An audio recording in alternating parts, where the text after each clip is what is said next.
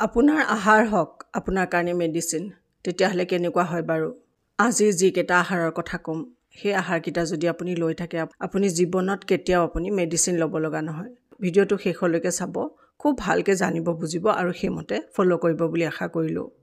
5টা এনেকুৱা হেবিট বনাই লওক যে আপুনি হেল্ডি থাকিব পাৰিব সদায় কাৰণে য'ত আপোনাৰ কোনো মেডিচিন খোৱাৰ দৰকাৰ কেতিয়াও নপৰিব আপোনাৰ আহাৰৰ প্লেটখনে আপোনাৰ ঔষধৰ কাম কৰিব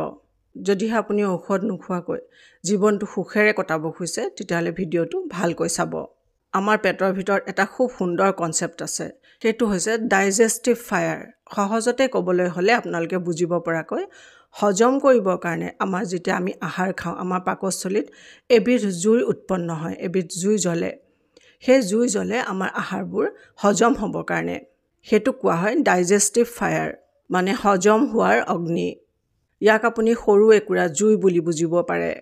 যিটো আমাৰ শৰীৰৰ ভিতৰত সদায় জ্বলে যেতিয়া আমি ইয়ং হৈ থাকোঁ ইয়ং এজত থাকোঁ তেতিয়া সেই অগ্নি ভালকৈ জ্বলে মানে আমাৰ পাকস্থলীৰ ডাইজেষ্টিভ ফায়াৰ খুব এক্টিভ হৈ থাকে আৰু সেইকাৰণে আমি যি খাওঁ সকলোবোৰ খুব সহজতে হজম হয় যেতিয়া লাহে লাহে আমাৰ বয়স বাঢ়ে সেই ডাইজেষ্টিভ ফায়াৰ কম হ'বলৈ ধৰে বা উইক হ'বলৈ ধৰে 70-75 মান যেতিয়া আমাৰ এজ হ'ব তেতিয়া সেই ডাইজেষ্টিভ ফায়াৰ আৰু বহুত বেছি উইক হ'বলৈ ধৰে